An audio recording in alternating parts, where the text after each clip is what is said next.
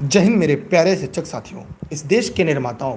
आज हम लोग शिक्षक भर्ती लिखित परीक्षा की सीरीज में पुनः 50 प्रश्नों की जीएस जीके करंट विविध समसामयिक की एक सीरीज लेकर आए हैं, जो आपको सरकारी शिक्षक बनाने में काफ़ी मददगार होगी। अगर आप एक सरकारी शिक्षक अध्यापक के अध्यापिका बनना चाहते हैं, इस वीडियो के अंत तक कॉपी कलम लेकर बैठ जाइएगा, क्योंकि हम केवल प्रश्नों के उत्तर ही नहीं बताएंगे, बल्कि ये पूर्ण प्रयास करेंगे कि इस प्रश्नों में के जो चारों विकल्प है उनको कैसे भी हल किया जाए, उनके विकल्प की भी व्याख्या, क्योंकि बहुत सारे सवाल ऐसे होंगे जो आपके भर्ती परीक्षा में ज्यों के त्यों मिल जाएंगे। साथ ही साथ दूसरी सबसे बड़ी बात यह होगी कि एक बार अगर ये प्रश्न आपके नजरों के सामने से गुजर जाएंगे, भविष्य में ऐसे प्रश्न फिर कभी आपसे गलत नहीं होंगे।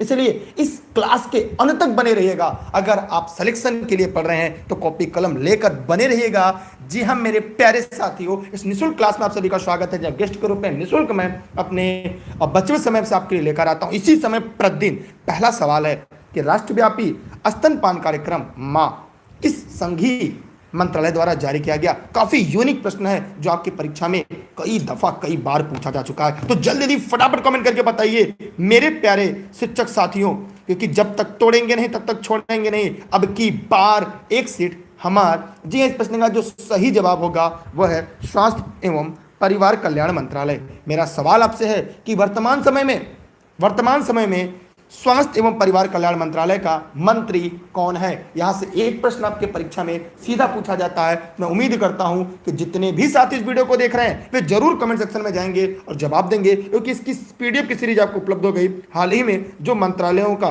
बंटवारा हुआ था वहां से आपके परीक्षा में एक सवाल पूछे जाते हैं, इसके बारे में जान लीजिएगा। इसमें जन्म के 1 घंटे के अंदर बच्चे को स्तनपान कराने, ध्यान रहे, और न्यूनतम 2 वर्ष तक निरंतर स्तनपान कराने पर जोर दिया जा रहा है। अगला सवाल आपका है कैशलेस लेन देन के लिए, ध्यान से देखिएगा, कैशलेस लेन देन को बढ़ावा देने के लिए भारत सरकार द्वारा किस समिति का गठन किया गया। ये दोनों सवाल आपके भारतीय अर्थव्यवस्था के सवाल है। जी हाँ, अगर वीडियो आपकी क्वालिटी कम हो या साफ न चल रही हो तो 3 डॉट बिंदु पर क्लिक कर वीडियो की क्वालिटी बढ़ा लीजिएगा, पूरी तरह एचडी मिलेगा आपको। जी हाँ मेरे प्यारे साथियों, नचिकेत मोर समिति, शांता कुमार समिति, HR खान समिति, नीरज कुमार गुप्ता समिति। तो कैशलेस को लेन देन को बढ़ावा देने के उद्देश्य से नीरज कुमार गुप्ता, जी हाँ नीरज कुमार गुप्ता समिति जो थी यहाँ पर यह गठित की गई थी। 7 सदस्यों वाली इस समिति का जो उद्देश्य था डेबिट कार्ड, क्रेडिट कार्ड स्वीकार करने वाली आधारभूत संरचनाओं में वृद्धि करना, क्रेडिट कार्ड के लिए मिनिमम शुल्क को अस्थायी बनाए रखना। चलते हैं एक और अगले प्रश्न की तरफ। अगला सवाल आप सभी के सामने है, ध्यान से देखिएगा। किताब 6 machine I don't live cricket I love it, इसमें किस क्रिकेटर की आत्मकथा के बारे में लिखा गया है। जितने भी साथी इस वीडियो को देख रहे हैं एक बार पुनः कमेंट करके जवाब देंगे। जी हाँ मेरे प्यारे शिक्षक साथियों, बताइए जल्दी जल्दी फटाफट कमेंट करके। देखिए यहां पर क्या होगा, Yuvraj Singh, Chris Gayle, Virender Sehwag, AB de Villiers. काफ़ी इंपॉर्टेंट है क्योंकि पुस्तकें भी आपके पाठ्यक्रम में, पुस्तकें भी आपके सिलेबस में है। तो मैं चाहूँगा कि आप भी इन सारे प्रश्नों के जवाब जरूर दें। सभी लोग फटाफट कमेंट करके। आइए यहाँ पे ध्यान देते हैं, यहाँ पर होगा क्रिस गेल, बी वालों के जवाब सही है। 6 machine I don't live cricket I love it, इसका क्रिस गेल, ये वेस्ट इंडीज के हैं। कहाँ के हैं? वेस्ट इंडीज के हैं, मतलब बी वालों के जवाब पूरी तरह से सही है। काफी लोगों ने इसका उत्तर बी बताया था।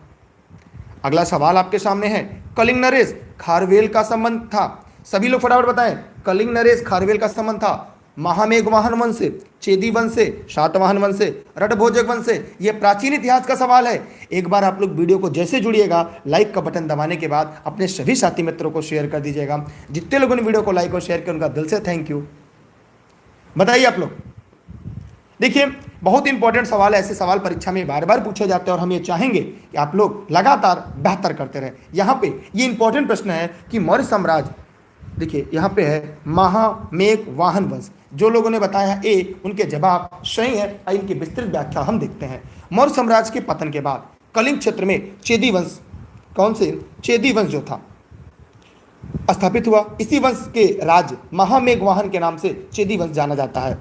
हाथी गुफा अभिलेख से कलिंग नरेश खारवेल की प्रशस्ति उत्तीर्ण होती है। कौन से? हाथी गुफा। ध्यान रहे हाथी गुफा, यह परीक्षा में पूछा जाता है। हाथी गुफा अभिलेख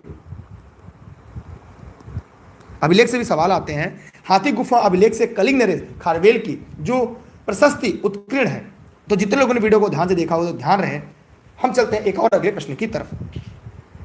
सातवाहन वंश की एक सबसे बड़ी विशेषता क्या थी? आप लोग जितने लोग इस वीडियो को देख रहे हैं, परीक्षा में एक सवाल पूछा जाता है, यूनिक है, एनसीईआरटी में भी आपको मिल जाएगा। सातवाहन वंश की क्या विशेषता थी ऐसा जो भारतीय इतिहास में हमें सातवाहन वंश को पढ़ने पर मजबूर करती है? मेरे प्यारे शिक्षक साथियों, जल्दी से कॉमेंट करके जवाब दीजिएगा। अगला सवाल है आपके सामने। बहमनी राज्य का संस्थापक कौन था? अलाउद्दीन हसन, फिरोज शाह, महमूद गवा, आसफ खां। एकदम इंपॉर्टेंट, ये मध्यकालीन इतिहास का सवाल है। बहमनी राज्य का संस्थापक कौन था?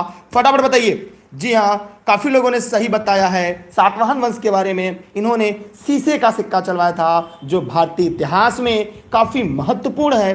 भारतीय इतिहास में इसका महत्वपूर्ण दर्जा है। यहां पर क्या होगा, सभी लोग बताइए। देखिए यहां पर आप लोगों ने, सभी लोगों ने, ज्यादातर लोगों ने जवाब दिया है और कुछ लोग जवाब सही भी हैं। सभी लोग जवाब दिया करिए, गलत ही सही। लेकिन सिलेक्शन में, परीक्षा हाल में होते तो कौन से प्रश्न का विकल्प चयन करते? यहां पर प्रश्न का होगा अलाउद्दीन हसन। ए वालों का जवाब सही है, जितने लोगों ने ये बताया था। आइए इसके बारे में जानते हैं। बहमनी राज्य की स्थापना अलाउद्दीन हसन ने किया था 1347 में। 1347 में दिल्ली के सुल्तान मोहम्मद बिन तुगलक के विद्रोह के बाद, मोहम्मद बिन तुगलक के विद्रोह के बाद की थी। अपने राज्याभिषेक के बाद अलाउद्दीन हसन बहमन शाह, उसने किसकी उपाधि धारण की? इसने बहमन शाह की उपाधि, ये पूछा जाता है, बहमन शाह की उपाधि धारण की थी। याद रहे, क्योंकि परीक्षा में ये पूछा जाता है कि उपाधि को लेकर, तो इन्होंने बहमन शाह की उपाधि धारण की थी। और ये बहमनी सल्तनत दक्षिण भारत में प्रथम स्वतंत्र इस्लामिक राज्य था। रट लीजिएगा सभी लोग एक बार ध्यान से। यहां से प्रश्न इसलिए पूछा जाता है कि बहमनी राज्य सल्तनत दक्षिण भारत में पहला स्वतंत्र इस्लामिक राज्य था। दक्षिण भारत में बहमनी राज्य पहला स्वतंत्र इस्लामिक राज्य था सल्तनत काल में, इसलिए यह आपके लिए सबसे ज्यादा महत्वपूर्ण हो जाता है। जी हाँ मेरे प्यारे शिक्षक साथियों, इस देश के निर्माताओं सभी को नमस्ते। लेकिन हम पढ़ते चलेंगे। हाय हेलो नमस्ते। सिलेक्शन के बाद सबसे पहला काम सिलेक्शन, अब की बार एक सीट हमार। अखिल भारतीय किसान कांग्रेस का गठन किया गया था। ये आधुनिक भारत के इतिहास का सवाल, इसमें सभी जीएस, जीके, विविध, उत्तर प्रदेश स्पेशल, समसामयिकी, जीएस में भी इतिहास, भूगोल, भारतीय संविधान और उसके बाद अर्थव्यवस्था, कंप्यूटर, तीनों विज्ञान जिसे सामान्य विज्ञान के नाम से जानते हैं। अखिल भारतीय किसान कांग्रेस का गठन किया गया था कब? 1936, 1939, 1942, 1945। जी हाँ, काफी लोगों ने इस प्रश्न का उत्तर सही बताया है। जी हाँ, लगे रहिए ऐसे। इस प्रश्न का उत्तर 1936, ए वालों का जवाब पूरी तरह सही। आधुनिक भारत का इतिहास है। अखिल भारतीय किसान सभा स्थापना किसने किया था? स्थापना किसने किया था? किसी को नाम पता है? सहजानंद सरस्वती जी ने किया था। काफी इंपॉर्टेंट सवाल है आप सभी के परीक्षा के दृष्टिकोण से। 11 अप्रैल 1936, 11 अप्रैल 1936 को भारतीय राष्ट्रीय कांग्रेस के लखनऊ अधिवेशन में भी की गई थी। इसके संस्थापक में राम मनोहर लोहिया भी थे, जयप्रकाश नारायण आचार्य, नरेंद्र देव भी प्रमुख थे।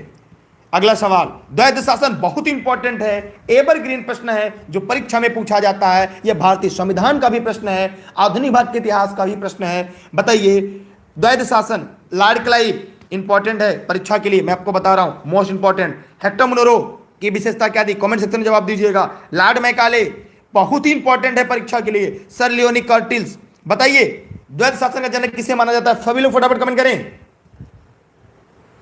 देखिए, द्वैध शासन जो पेश किया गया था, भारत शासन अधिनियम 1919, भारत शासन अधिनियम, एक कक्षा 8 के इतिहास में है। 1919 इलानी दुर्गेश के नोट्स में भी होगा, आपने नोट्स पढ़ा होगा, इलानी दुर्गेश के नोट्स में होगा। भारत शासन अधिनियम 1919 में द्वैध शासन को पेश किया गया था। जी हाँ मेरे पैसे चो, बताइए जल्दी से फटाफट, कितने लोग इसका जवाब सही देते हैं? यहां पे सर लियोनी कर्टिस, डी वालों का जवाब सही है। यह परीक्षा में रट लीजिएगा, गलती मत करिएगा मेरे प्यारे शिक्षक साथियों, इस देश के निर्माताओं। Sir Leone Curtis Lord Clive की विशेषता क्या है? कमेंट करिए, इंपॉर्टेंट है। हेक्टर मुनरो बहुत इंपॉर्टेंट है। लॉर्ड मैकाले अंग्रेजी शिक्षा कब लाए थे? कमेंट करके जवाब दीजिएगा। और इस प्रश्न का उत्तर जो होगा सर लियोनी नियोलिन कार्टिस। अगर यहां पे गलत हो जाए कोई बात नहीं, परीक्षा में गलत नहीं होना चाहिए मेरे प्यारे साथियों, गलत ना हो परीक्षा में। एक और प्रश्न की तरफ बढ़ते हैं। अगला सवाल आपके सामने है, राजनीतिक रत्नाकर के लेखक कौन है? राजनीतिक रत्नाकर के लेखक, यह भी सवाल आपके लिए काफी महत्वपूर्ण है। जी हां, जितने लोग वीडियो को देख रहे हैं फटाफट कमेंट करके बताएं। राजनीतिक रत्नाकर चंद्रशेखर विद्यापति, ज्योतिष श्रेवर, हरि ब्रह्मदेव। बताइए सभी लोग फटाफट कमेंट करके। सभी को नमस्ते, सभी को शुभकामनाएं। जी हां, बस ऐसे ही सवालों जवाब देते रहिए। ध्यान से देखिएगा, यहां पर राजनीतिक रत्नाकर नामक पुस्तक लगभग 14वीं शताब्दी में चंद्रशेखर के द्वारा लिखा गया था। इस पुस्तक की जो कालावधि में एक महत्वपूर्ण राजनीतिक सार है मिथिला के कर्नाटक वंश के। जी हां, ध्यान दीजिएगा, इसमें है क्या? मिथिला के कर्नाटक वंश लिख लीजिएगा सभी लोग। कर्नाट वंश है, कर्नाटक नहीं, कर्नाट वंश। कर्नाट वंश के इतिहास राजनीति पर प्रकाश डालती है। और कर्नाट वंश के अंतिम शासक हरिसिंह देव के दरबार में मंत्री थे। देखिए, हरिसिंह देव के दरबार में मंत्री थे चंद्रशेखर, अंतिम शासक जो थे। अगला, निम्नलिखित सागरों में औसत लवणता सर्वाधिक है। औसत से सर्वाधिक लवणता किसमें है? जल्दी जल्दी कमेंट करके बताइएगा। जितने भी साथी इस वीडियो को देख रहे हैं, अब की बार एक सीट हमार, सभी लोग फटाफट कमेंट करें यार, वीडियो को शेयर करिए, लोगों तक पहुंचाइए। काला सागर, पीला सागर, भूमध्य सागर, मित्र सागर। मैंने बार बार बताया है, इस सवाल में ज्यादातर लोग गलती करते हैं, लेकिन आज इस प्रश्न का सही जवाब देना है। चलिए कोई बात नहीं। अब की देखिए, यहां पर होगा भूमध्य सागर ना, नहीं, ये भूमध्य सागर जो है ये यूरोप को अफ्रीका से अलग करता है। ये प्रश्न आपका पूछा जाता है, अफ्रीका से अलग करता है या जोड़ता है।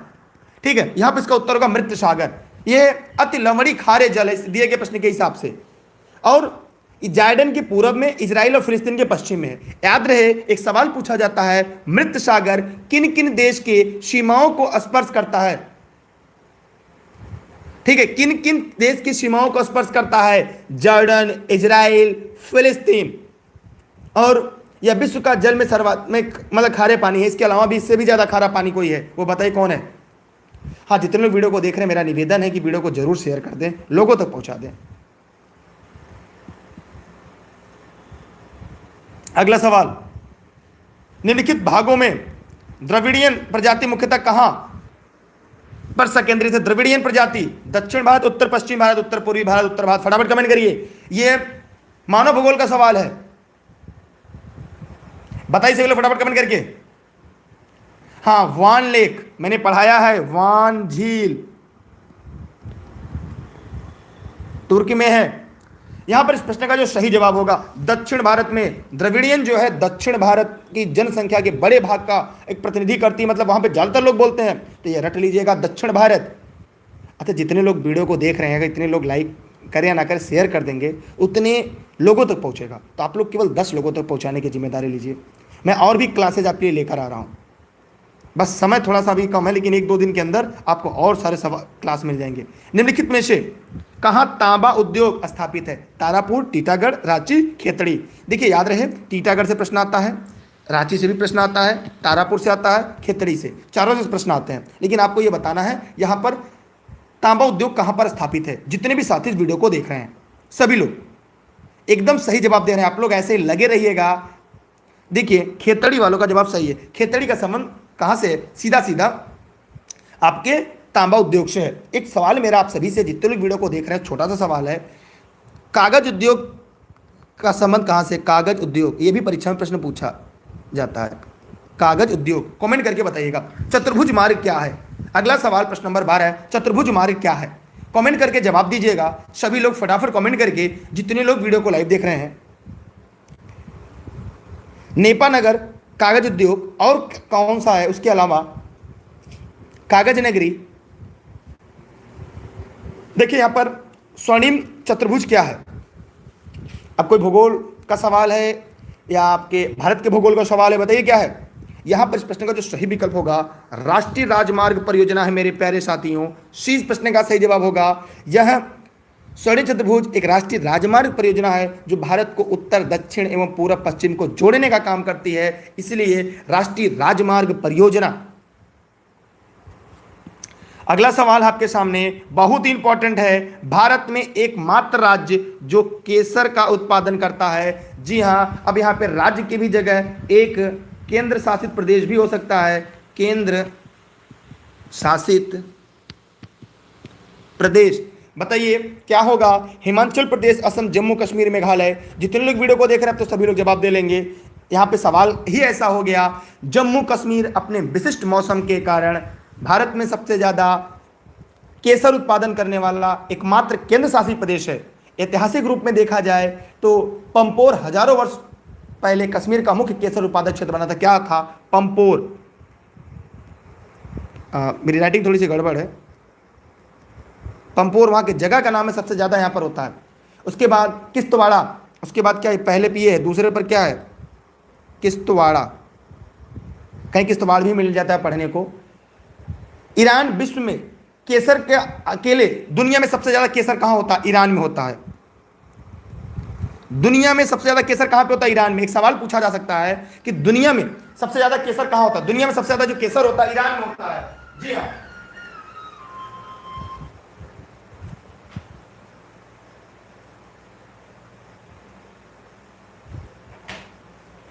बताइए फटाफट कमेंट करके, ईरान में सबसे ज्यादा केसर होता है। भारतीय संविधान दिवस मनाया जाता है कब? सभी लोग फटाफट कमेंट करें। जितने लोग वीडियो को लाइक देख रहे हैं, इंपॉर्टेंट प्रश्न है। यहाँ पे दो चीजें आपको क्लियर हो जाएंगी। आपने पढ़ा होगा संविधान के उद्देश्य का, हम भारत के लोग भारत के संपूर्ण प्रभुत्व संपन्न समाजवादी धर्मनिरपेक्ष लोकतंत्र फोकस, मतलब ये आपने पूरा याद होना करना चाहिए, आपको भी याद होना चाहिए। ईरान की राजधानी क्या है? ईरान की राजधानी क्या है? देखिए यहाँ पे 26 नवंबर। अब देखिए संविधान दिवस 26 नवंबर को मनाया जाता है। इसी दिन इसे स्वीकार किया गया था और 1949 को 1949 को इसी दिन अंगीकार भी किया गया था। लेकिन पूरा संविधान 26 जनवरी 1950 को लागू किया गया था। एक मेरा सवाल है, जम्मू कश्मीर का संविधान कब लागू हुआ था? जम्मू एंड कश्मीर का संविधान कब लागू हुआ था? डेट उसकी 26 जनवरी थी, लेकिन वर्ष कौन सा था? 26 जनवरी के दिन जम्मू कश्मीर का संविधान लागू हुआ था। लेकिन 26 जनवरी क्या? 26 जनवरी क्या? कमेंट करके बताइए 26 जनवरी क्या, क्योंकि यह सवाल पूछा जाता है आपके सब परीक्षा हाल में। जी हाँ, सभी लोग बताइएगा। 1957 को जम्मू कश्मीर का संविधान लागू हुआ था। भारत का संविधान 26 नवंबर 1949 को लागू हो गया था, लेकिन पूर्ण संविधान 26 जनवरी 1950 को लागू होता है। इसलिए इस प्रश्न का उत्तर भी है 26 नवंबर को अंगीकार किया गया था। इसलिए प्रत्येक वर्ष को 26 नवंबर 1949 को संविधान दिवस के रूप मनाया जाता है। इसी दिन संविधान को लागू किया गया था, अंगीकार किया गया था। ठीक है, हम चलते हैं एक और अगले प्रश्न की तरफ। आप लोग ऐसे ही जुड़े रहिएगा, स्क्रीनशॉट चाहे तो कर लें।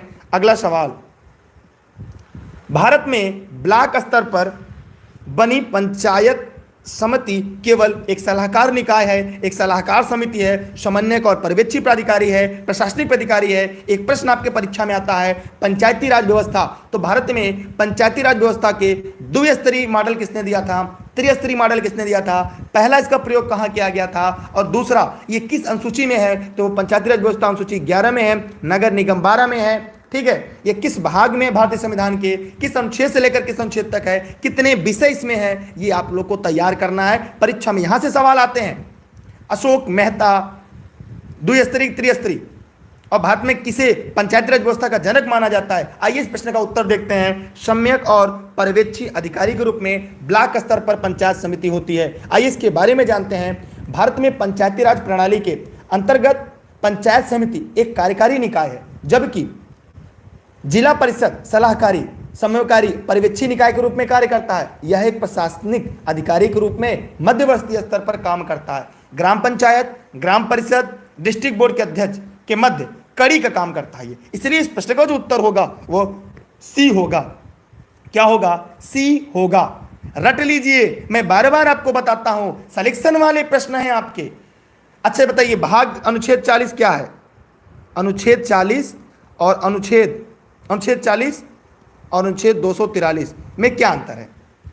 और पंचायती राज व्यवस्था भारतीय संविधान के किस भाग में है, यह भी प्रश्न पूछा जाता है। तो याद रहे, अनुच्छेद 40 में पंचायतों का गठन है, और तो अनुच्छेद 243 क्या, भाग 9 क्या है, भारतीय संविधान का भाग 9 क्या है, भाग 9, अनुसूची 11 क्या है। ये सारे टॉपिक आपको याद करने हैं, सिलेक्शन लेना है, सरकारी नौकरी करनी है। तो याद रखिएगा कि दोनों में है। यह है आपका भाग 9 जो पंचायती राज का गठन है, ये 40 में, भाग 4 नीति एवं सिद्धांत में है। ठीक है, हम चलते एक और अगले प्रश्न की तरफ। 243 का, ठीक, चलते अगले प्रश्न की तरफ। अगला प्रश्न भारतीय संविधान का है, ध्यान से देखिएगा। उन मौलिक अधिकारों का चयन करें जो भारतीय नागरिकों को प्राप्त है परंतु गैर नागरिकों को नहीं। यह हमने पढ़ाया हुआ है, आप लोग जाके डाउनलोड करके देख लीजिएगा प्ले स्टोर पर। जी हाँ, जैसे आपने अगर नोट्स पढ़ा होगा तो नोट्स में होगा, या ई लर्निंग विद दुर्गेश ऐप पर हमने संविधान पढ़ाया हुआ है, निःशुल्क। आप लोग वहां पर जाके देखिएगा, अच्छे से मैंने व्याख्या करके समझाया। मेरी क्लासेस निःशुल्क आपको देशित में राशित में मिलती है, जौनपुर जनपद से। बताइए आप लोग, सभी सब्जेक्ट कंप्लीट होगा, बस 1-2 दिन का समय दीजिए। अच्छा, सारे आंसर मिक्स हो जा रहे हैं, स्लो करें। अच्छा, उन मौलिक अधिकारों का चयन करें जो भारतीय नागरिकों को प्राप्त है लेकिन गैर नागरिकों को नहीं। बताइए फटाफट कमेंट करके। देखिए, भाषण और अभिव्यक्ति की स्वतंत्रता ये हमें केवल भारतीयों को प्राप्त है। दूसरा, कानून के समझ समानता ये सबको प्राप्त है। अल्पसंख्यकों का अधिकार ये केवल भारतीयों को प्राप्त है। जीवन और संरक्षण का अधिकार ये सभी को प्राप्त है। मतलब यहाँ पर देखा जाए तो हमें 1 और 3 का चयन करना पड़ेगा। अब यहाँ से अनुच्छेद आपको बताना है। भाषण या अभिव्यक्ति की स्वतंत्रता भारतीय संविधान की किस अनुच्छेद के अंतर्गत है। कानून के समझ समता का अधिकार ये किस आर्टिकल्स में है। अल्पसंख्यकों के अधिकारों का ये आर्टिकल्स दोनों याद करिए, परीक्षा में पूछे जाते हैं। इसलिए इस प्रश्न का उत्तर क्या होगा, 1 और 3। याद रहे, मैं यहाँ पे बताना चाहूँगा कि कौन कौन से ऐसे राइट हैं जो याद है। जैसे अगर अनुच्छेद 16 की बात करें, ये देखिए, ये अनुच्छेद 16 में है, 19 में, अनुच्छेद 19 में, अनुच्छेद 19 में है क्या क्या चीज़ें हैं। बोलने विचारों का अभिव्यक्ति है, शांतिपूर्ण एकत्रित होने का है, संघ बनाने का अधिकार है, भारत के राज्य क्षेत्र में कहीं भी घूम सकते हैं, और निवास करने का अधिकार है, व्यवसाय का अधिकार। इसमें कुल 6 अधिकार हैं। और आपको पता है वर्तमान में मूलाधिकार कितने हैं, 6 है। पहले 7 थे, तो जो 7वां था ये 19 में ही था, 19 और 31 में था। उसे उठाकर अब अनुच्छेद 300 क में भेज दिया गया, उसे विधिक अधिकार बनाया गया, संपत्ति के अधिकार को। वर्तमान समय में मूल अधिकारों की संख्या 6 है। पहले कितनी थी, मूल संविधान में 7 थी। ठीक है, जी हाँ, ये अनुच्छेद 29 है, बहुत ही इंपॉर्टेंट है, परीक्षा में पूछा जाता है, अल्पसंख्यकों के अधिकार। हम चलते एक और अगले प्रश्न की तरफ। ठीक, इसकी स्क्रीनशॉट कर लें आप चाहे तो। देखिए, भारतीय संविधान के सवाल चल रहे इस समय। अगला, एक नया राज्य बनाने में संवैधानिक संशोधन के लिए कैसा बहुमत चाहिए। साधारण बहुमत, 2/3 बहुमत, 3/4, 2/3 आदेश राज्यों का अधिक का समर्थन। सभी लोग फटाफट बताइए। ये भारतीय संविधान के अनुच्छेद 3 में वर्णित है। कहाँ पे, अनुच्छेद 3 में इसका वर्णन है। सभी लोग फटाफट बताइए, सभी लोग फटाफट कमेंट करके बताइए। यार डेली क्लास आपको मिल रही है। देखिए, सभी PDF आपको टेलीग्राम पे और प्ले स्टोर पर उपलब्ध है। टेलीग्राम पर दुर्गेश सर सर्च करके ई लर्निंग विद दुर्गेश से जुड़िए, सभी लोग इंस्टॉल करिए। यार आप लोग वीडियो शेयर नहीं कर रहे हैं, इतनी कम संख्या है। आप 10,000 से ऊपर पहुंचाइए लोगों तक। देखिए, यहाँ पे ध्यान दीजिएगा, बहुत ही आसान सवाल है। यहाँ पर साधारण बहुमत से ए वालों का जवाब सही है। भारतीय संविधान के अनुच्छेद 3 के तहत संसद को एक नए राज्य की स्थापना करने की शक्ति प्राप्त है। संसद के सामान्य बहुमत से नए राज्य के निर्माण संबंधित विधेयक पारित कर सकती है। जैसे अगर यहाँ पे सवाल पूछ लिया जाए, यहाँ से अगर पूछ लिया जाए जम्मू कश्मीर किस अनुच्छेद के तहत केंद्र शासित प्रदेश बना, अनुच्छेद 3। लद्दाख कैसे बना, 3। और अगर पूछा जाए कि 2 जून 2014 को आपको एक नया राज्य आया था तेलंगाना, किस अनुच्छेद से, अनुच्छेद 3। एक सवाल मेरा है, वर्तमान समय में कुल कितने राज्य हैं, भारत में कुल कितने राज्य हैं, कमेंट करके जवाब दीजिएगा। सभी लोग फटाफट कमेंट करिए, वर्तमान समय में भारत में कुल कितने राज्य हैं। जी हाँ मेरे प्यारे शिक्षक साथियों, इस देश के निर्माताओं,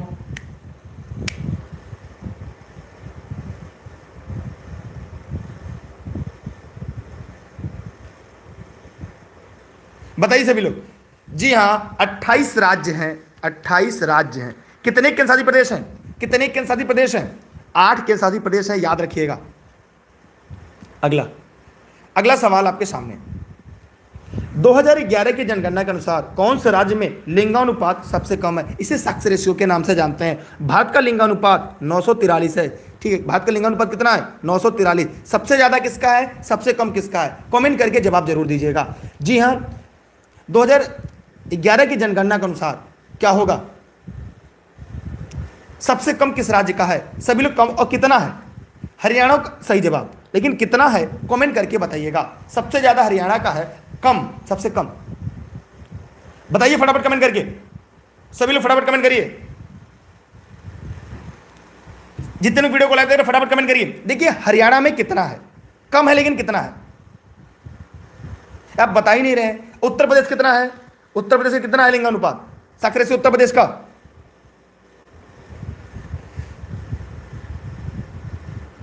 हरियाणा का बताइए। अब ऐसे करेंगे तो कैसे होगा बताइए। केरला सबसे ज्यादा है, गलत बताया आपने आंकड़ा। यूपी का, चलिए ऐसे बताएंगे तो कैसे होगा बताइए। चलते हैं और अगले प्रश्न की तरफ। आप लोग इतना कंफ्यूज हैं। वैसे यूपी स्पेशल की वीडियो पढ़ चुकी है, एक बार देख लीजिएगा। किस अर्थशास्त्री ने भारत में सबसे पहले वैज्ञानिक दृष्टिकोण से राष्ट्रीय आय की गणना की? ये हमने पढ़ाया हुआ है, इसलिए कोई गलती मत करिएगा। जितने लोग इस वीडियो को लाइव देख रहे हैं सभी लोग बताइए, जितने लोग वीडियो को देख रहे हैं, ये हमारा पढ़ाया हुआ सवाल है, ये अर्थशास्त्र का सवाल है, ये सरकारी शिक्षक बनाने वाले सवाल है। परीक्षा में गलती मत करिएगा।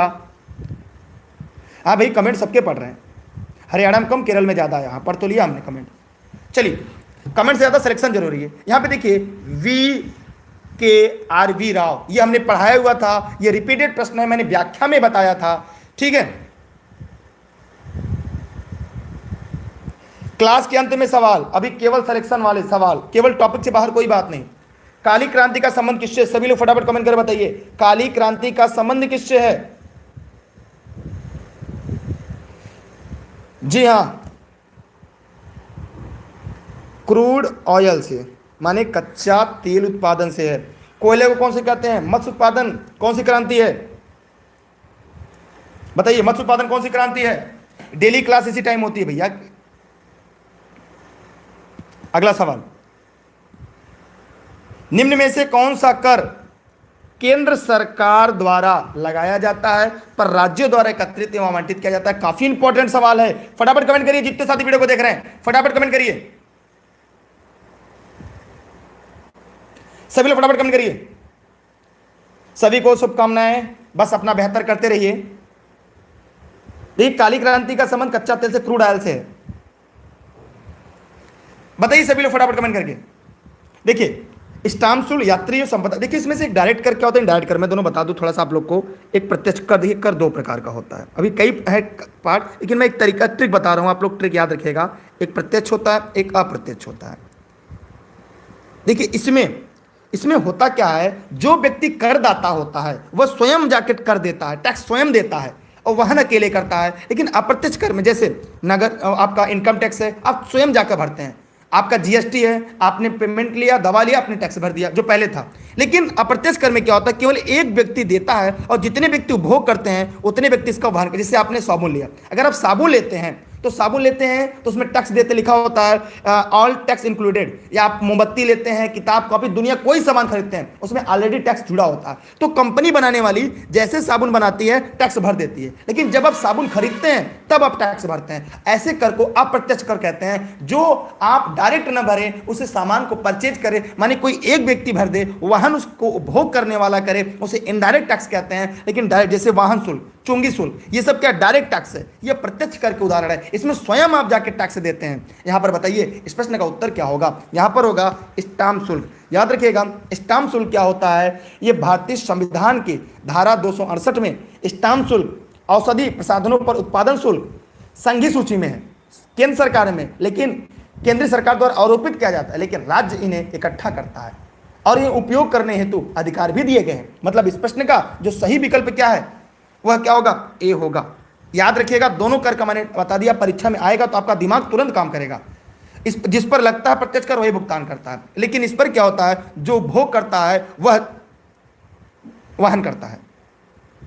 अगला सवाल है, बैंक दर क्या है? देखिए मैंने एक सवाल पढ़ाया था, देखिए आरबीआई के 4 बैंक दर, repo rate, reverse repo rate, SLR, CSLR। तो ये आपके ऐसे टॉपिक है जो परीक्षा में घुमा घुमा कर पूछे जाते हैं। इन टॉपिकों को एक बार आप लोग पढ़ लीजिएगा। अगर आप सरकारी शिक्षक बनने की तैयारी कर रहे हैं तब यार आप लोग एक बार वीडियो को और शेयर कर दीजिएगा जोर लगा के। एक बार और शेयर कर दीजिए जोर लगा के, 1000 पार हो जाएगा। जी हाँ, देखिए बैंक दर का आशय है क्या, जल्दी जल्दी कमेंट करके बताइए। यहाँ पर साहूकार द्वारा, जी नहीं, आरबीआई, क्योंकि आरबीआई का संबंध है इससे, तो यहाँ पे साहूकार फाहूकार होगा नहीं, अनुसूचित बैंक भी नहीं होगा, बैंकिंग संस्थान, जी नहीं, केंद्रीय बैंक द्वारा ली जाने वाली आधिकारिक ब्याज जो वाणिज्य बैंकों से ली जाती है। इस प्रश्न का उत्तर क्या होगा, डी। इस प्रश्न का सही उत्तर क्या है, डी। जितने लोगों ने इस प्रश्न का उत्तर डी बताया है उन सभी के जवाब पूरी तरह सही हैं। ठीक है, ये याद रखिएगा, ये ऐसे सवाल है जो आपकी परीक्षा में बार बार पूछे जाते हैं और हम वही प्रश्न लेकर आते हैं जो एवरग्रीन प्रश्न होते हैं। अगला सवाल, प्राचीन भारत का नेपोलियन किसे कहा जाता है? प्राचीन भारत का नेपोलियन किसे कहा जाता है? फटाफट कमेंट करके बताइए, बहुत ही इंपॉर्टेंट सवाल है, फटाफट कमेंट करिए, एकदम आसान सवाल है। जी हाँ, कनिष्क के बारे में कोई 4 टॉपिक बताइए जो परीक्षा में सबसे ज्यादा पूछा जाता हो। पुष्यमित्र शुंग किस वंश का संस्थापक माना जाता है, या किसका संबंध किससे है? चंद्रगुप्त मौर्य के बारे में। लेकिन यहाँ पे एक एवरग्रीन प्रश्न है जो परीक्षा में बार बार पूछा जाता है, हम वही सीरीज लेकर आते हैं। जी हाँ मेरे प्यारे साथियों, समुद्रगुप्त को कहा जाता है, समुद्रगुप्त के बारे में इसे भारत का नेपोलियन कहा जाता है, इसे प्राचीन भारत का नेपोलियन कहा जाता है। क्यों बताइए सभी लोग। देखिए इसके बारे में काफी व्याख्या करके बता दे रहा हूं जो आपके वीडियो में काफी महत्वपूर्ण होगा। कॉपी कलम लेकर बैठे हैं ना। देखिए समुद्रगुप्त की विजय गाथा से प्रभावित होकर वी.ए. स्मिथ ने, कौन कहा था ये, इसे नेपोलियन कौन कहा था? वी.ए. स्मिथ ने कहा था। वी.ए. स्मिथ ने इसे भारत का नेपोलियन कहा था, संज्ञा दी थी। समुद्रगुप्त का दरबारी कौन था? दरबारी कवि इनके कौन था? दरबारी कवि कौन थे इनके, कोई बता सकते हैं? पूछा जाता है। हरिसेन, हरिसेन इनके दरबारी कवि थे। इलाहाबाद में स्थित प्रयाग प्रशस्ति की रचना हरिसेन ने की थी। इलाहाबाद में प्रयाग प्रशस्ति किसने किया था? हरिसेन ने। समुद्रगुप्त को बीड़ा बजाते हुए सिक्कों पर दिखाया गया है। अगर इसका देखा जाए समय अवधि तो 350 से लेकर 375 तक था। अभिलेखों में उसके सर्वगोच्छता विरुद्ध प्रयुक्त हुआ है। समुद्रगुप्त का साम्राज्य ब्रह्मपुत्र, पूर्व में ब्रह्मपुत्र, दक्षिण में नर्मदा तक, उत्तर में कश्मीर तक फैला हुआ था। प्रयाग प्रशस्ति 19वीं-20वीं पंक्तियों में दक्षिण पथ विजय का उल्लेख मिलता है। समुद्रगुप्त ने कुल 12 शासकों को हराया था। कितने? समुद्रगुप्त ने 12 शासकों को हराया था, रट लीजिएगा। कितने? 12 शासकों को हराया था, जिसमें अंतिम शासक दक्षिण के कांची का पल्लव वंश का विष्णुगुप्त था। समुद्रगुप्त की दक्षिण पथ विजय 3 मुख्य नीति थी। 3 मुख्य नीति कौन कौन सी थी? पहली नीति ग्रहण, शत्रु पर अधिकार, दूसरा मोक्ष, शत्रु को मुक्त करना, तीसरा अनुग्रह, राज्य लौटाकर शत्रुओं पर दया करना। यहां पे याद रखिएगा। अच्छा, कुछ स्थानों के उत्खनन करता हड़प्पा, याद रखिएगा। मैं हड़प्पा का उत्खनन किसने? राज बहादुर, दयाराम साहनी और व्हीलर ने। मोहनजोदड़ो जरा बताइए कौन था? मोहनजोदड़ो कमेंट कर बताइए। Mohenjodaro, Rakhaldas Banerjee, Martin Wheeler, Chanhudaro, Gopal Majumdar. ये सवाल यहां से परीक्षा में पूछे जाते हैं, याद रखिए, परीक्षा वाले सवाल हैं। मैंने इसलिए लोथड़ रंगनाथ राव, कालीबंगा, उमलानंद घोष, बनवाली, रविंद्र सिंह, ये ऐसे बहुत ही प्रश्न जो आपके परीक्षा में पूछे जाते हैं। अगला सवाल देखिए, निम्नलिखित कौन से हड़प्पा और मोहनजोदड़ो के उत्खनन से संबंधित नहीं है? यहां पर इस प्रश्न का उत्तर होगा। देखिए हड़प्पा के कौन है?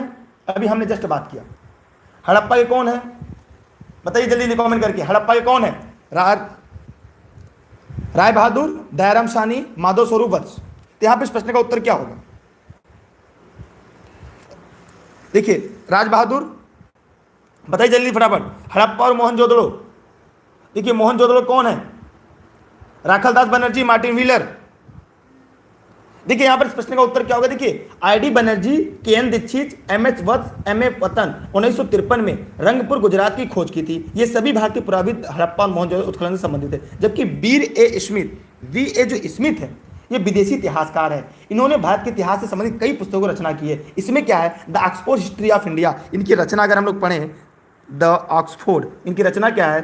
The Oxford history of India, history of India. इन्होंने ही भारत का नेपोलियन समुद्रगुप्त को कहा है। इन्होंने ही समुद्रगुप्त को भारत का नेपोलियन कहा है।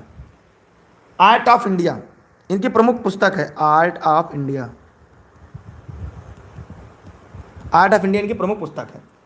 The early history of India, the early history history of India. ये इनकी प्रमुख, इन्होंने ही समुद्रगुप्त को भारत का नेपोलियन, प्राचीन भारत का नेपोलियन की संज्ञा दी थी। ठीक है, तो रट लीजिएगा, 3 पुस्तक इनकी जो बहुत ही प्रमुख है, जो परीक्षा में पूछी जाती है। इसलिए गलत है और यही आपका सही है, मतलब डी वालों का जवाब पूरी तरह से सही है। क्लियर हुआ कॉन्सेप्ट सबके? एक और प्रश्न की तरफ चलते हैं। अगला सवाल आपके सामने है, यह परीक्षा में बार बार पूछा जाता है, मुझे लगता है सभी के जवाब ही सही होंगे। गौतम बुद्ध ने अपना पहला उपदेश कहां पे दिया था? गौतम बुद्ध जी ने अपना पहला उपदेश कहां पे दिया था? सभी लोग फटाफट कमेंट करिएगा और कमेंट करने के बाद बताइएगा। देखिए, अगर बुद्ध के जीवन की हम लोग प्रमुख घटना पढ़ेंगे तो यहाँ पे देखिए, अगर हम बुद्ध के जीवन पढ़ें तो एक तरफ घटना, कुछ प्रतीक है जो परीक्षा के लिए आपके इंपॉर्टेंट है। मैं यहाँ पे लिखवा देता हूँ, आप लोग पढ़िएगा। जैसे गर्भ, इसका प्रतीक चिन्ह क्या था? हाथी था। क्या था प्रतीक चिन्ह? हाथी। जन्म, कमल, प्रतीक चिन्ह क्या था? कमल। ये परीक्षा में पूछा जाता है इसलिए मैंने लिखवा दिया। यौवन, साण हो गया। गृह त्याग, इसे एक नाम से और जानते हैं, महाविनिष्करण, इसमें घोड़ा था। इसमें क्या था? घोड़ा था। ठीक है। ज्ञान प्राप्ति, संबोधित, बोधि वृक्ष। देखिए, ज्ञान प्राप्ति मैं ऊपर लिख दे रहा हूं, ज्ञान प्राप्ति, बोधि वृक्ष, बोधि वृक्ष, बोधि वृक्ष माने पीपल, माने ऐसे समझ लीजिएगा पीपल। ज्ञान प्राप्ति को उन्होंने संबोधित कहा है। ठीक है। प्रथम प्रवचन, प्रथम प्रवचन, ये जितना मुझे याद है मैं उतना लिखवा दे रहा हूं। प्रथम प्रवचन क्या था? चक्र। इसको क्या कहते हैं? इसी को कहते हैं धर्म चक्र प्रवर्तन, निर्माण। यहां से एक प्रश्न फिक्स आएगा, निर्माण, पदचिन्ह, ये सभी के लिए इंपॉर्टेंट है। पदचिन्ह। मृत्यु, महापरिनिर्माण, मृत्यु, इसे महापरिनिर्माण इसी को कहते हैं, मृत्यु, स्तूप, ये चिन्ह थे, याद रखिएगा। यहां पर प्रश्न का उत्तर क्या होगा? सारनाथ। उत्तर क्या होगा प्रश्न का? सारनाथ। आइए इसके बारे में जान लेते हैं। गौतम बुद्ध ने अपना पहला उपदेश सारनाथ में दिया था। कहां पे दिया था? सारनाथ में दिया था। इसे धर्मचक्र प्रवर्तन के नाम से जानते हैं। इनका जन्म लुम्बिनी के समीप, लुम्बिनी में, कपिलवस्तु के समय लुम्बिनी में हुआ था।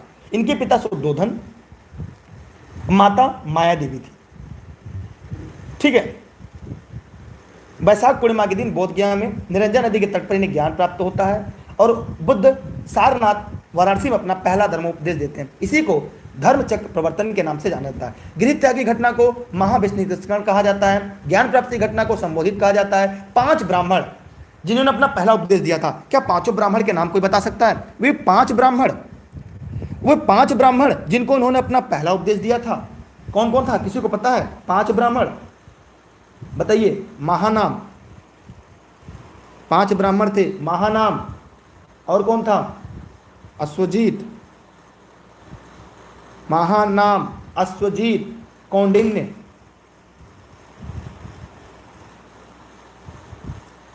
तीन हो गए। और कौन था? वाप्य, और कौन था? भद्रिक। ये 5 लोग थे जिन्होंने अपना पहला उपदेश दिया था। ठीक है। अच्छा, आप सारनाथ से, चलिए ठीक, कोई बात नहीं। चलिए अगले सवाल की तरफ हम बढ़ते हैं। अगला सवाल है, नालंदा विश्वविद्यालय के संस्थापक कौन थे? कमेंट करके बताइएगा। ये भी मैं काफ़ी व्याख्या, देखिए मैं ज़्यादा व्याख्या तो नहीं कर रहा हूँ ना, डेली इसी टाइम क्लास होती है। आइए ध्यान से देखते हैं। याद रहे, नालंदा विश्वविद्यालय के बारे में याद रखिएगा। चंद्रगुप्त विक्रमादित्य के बाद कुमारगुप्त शासक बना। कौन बना? कुमारगुप्त शासक बना। चंद्रगुप्त विक्रमादित्य की मृत्यु के बाद कुमारगुप्त फर्स्ट शासक बना, जिसका कार्यकाल अगर हम लोग देखें तो ये 414 से लेकर 455 लगभग था। एक बार आप लोग नोट कर ध्यान से मिला लीजिएगा, मुझे ये याद है। उसने दसपुर में एक सूर्य मंदिर का निर्माण करवाया। नालंदा में एक विश्वविद्यालय, एक बिहार की स्थापना की, जो आगे चलकर नालंदा विश्वविद्यालय के नाम से जाना जाता है। इसमें सोने के सिक्के सबसे ज़्यादा किस शासन में आए? तो गुप्त काल में। ध्यान रहे, गुप्त काल में सोने के सिक्के सबसे ज़्यादा जारी हुए। चंद्रगुप्त द्वितीय के अन्य नाम क्या थे? किसी को पता है? चंद्रगुप्त द्वितीय के अन्य नाम क्या थे? चंद्रगुप्त द्वितीय के अन्य नाम किसी को पता है?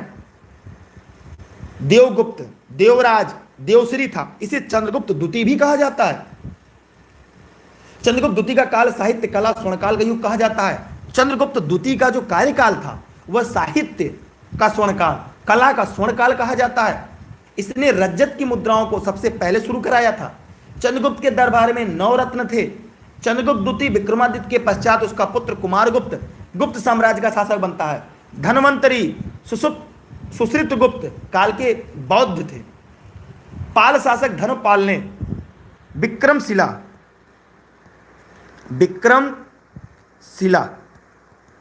विश्वविद्यालय की स्थापना कराई, जो परीक्षा में पूछा जाता है। गुप्त शासकों में सर्वाधिक अभिलेख कुमारगुप्त से प्राप्त हुए। सर्वाधिक, एक मैं आप लोग को थियरी इतना इंपॉर्टेंट करा दे रहा हूं ताकि कॉन्सेप्ट क्लियर रहे। सर्वाधिक अभिलेख, आप लोग वीडियो को शेयर करते रहिए। सर्वाधिक अभिलेख कुमारगुप्त ने अधिक संख्या में मयूर आकृति की मुद्राएं चलाई। किस आकृति की? मयूर आकृति की मुद्राएं चलाई। याद रहे, मयूर आकृति की मुद्राएं सबसे ज्यादा कुमारगुप्त ने चलवाया। तो पुष्पगुप्त के बारे में, इनके बारे में मैंने बता दिया। क्या आप लोग के कॉन्सेप्ट क्लियर हो रहे हैं? जितने लोग वीडियो को देख रहे हैं जरा एक बार कमेंट करके बताइए कि मैं कहीं डीप में तो नहीं पढ़ा रहा हूँ, क्योंकि मैं प्रयास से कर रहा हूँ। अगर आप मेरी क्लास पढ़ें तो थियरी पढ़ने की जरूरत ना हो, आपका उससे टॉपिक से रिलेटेड जितने भी प्रश्न आपके परीक्षा में पूछे जा सकते हैं मैं उनकी विस्तृत व्याख्या कर दूँ। एक बार जरा आप लोग बताइए, क्योंकि संख्या कम हो रही है तो मैं यही चाहता हूँ एक बार आप लोग बताएं, सभी लोग फटाफट कमेंट करके। धर्मपाल विक्रमशिला की नालंदा विश्वविद्यालय कुमारगुप्त ने स्थापना की थी। इस प्रश्न का उत्तर बी होगा। दोनों में कंफ्यूजन लोग हो जाता है। हाँ, हुड़ों का आक्रमण भी यहीं पर हुआ था।